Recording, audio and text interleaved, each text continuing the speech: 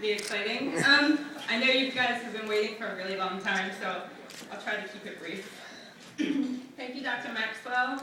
Thank you, distinguished guest. I'm so honored to receive this award tonight in the company of so many amazing teachers who work every day to improve the lives of their students. I would like to thank the Annapolis and Arundel Chamber of Commerce for recognizing all of the well-deserving teachers in the room tonight. I'd also like to thank the nomination committee for being so welcoming and encouraging that the interview process was not nearly as intimidating as standing here right now. 11 years ago, I was inspired to return to school to pursue a degree in teaching while volunteering with recently arrived refugees from Eastern Europe. The people I worked with had overcome so many obstacles just to get to the United States and still faced so many more when they arrived. Yet they did not let these obstacles overwhelm them. Instead, each day they faced whatever was thrown their way in order to build a better life for them and their families.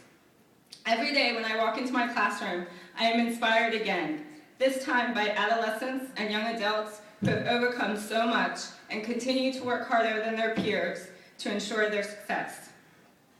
If you ask my students what was most difficult about moving to the United States, they will say learning English. As their English teacher, I try to make their transition as seamless as possible. So in my class, my students are not just taught English. They are taught to be critical thinkers as well. A student recently asked me why my class was more challenging than their content area courses. I explained that I expect a lot from my students because I know what they are capable of doing.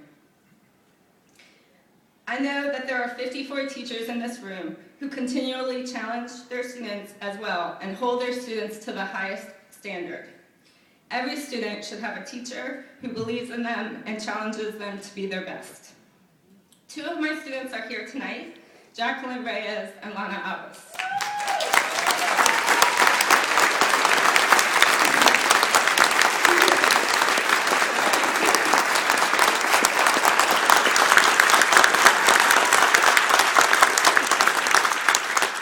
Jackie graduated from Glenburnie last year and is now attending AACC.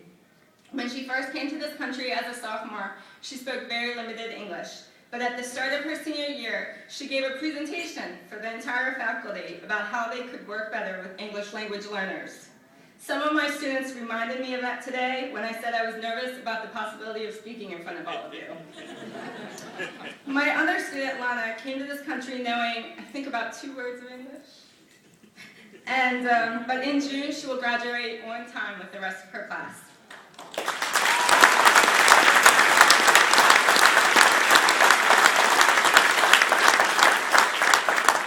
Seeing the determination in their eyes motivates me to provide the best education possible each day, because I know it will profoundly change their lives.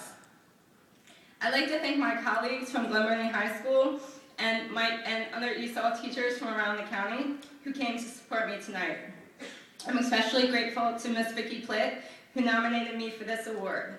It's encouraging to work. It's encouraging to work with another administration that strives to meet the needs of English language learners, not because they are an AYP student group, but because it is the right thing to do. I'd also like to thank my brother Kevin, who flew down from Boston for this event.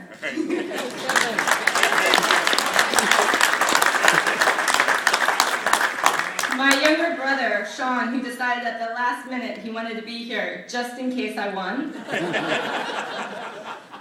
My husband, Austin, for being my greatest supporter. And finally, I'd like to thank my mother for teaching me at a young age that we can always give more of ourselves. It never matters how busy my mother is, and with 6 children, she has always been busy. She never says no to a person in need. Watching the relationships she built with others has made me a better teacher. Thank you.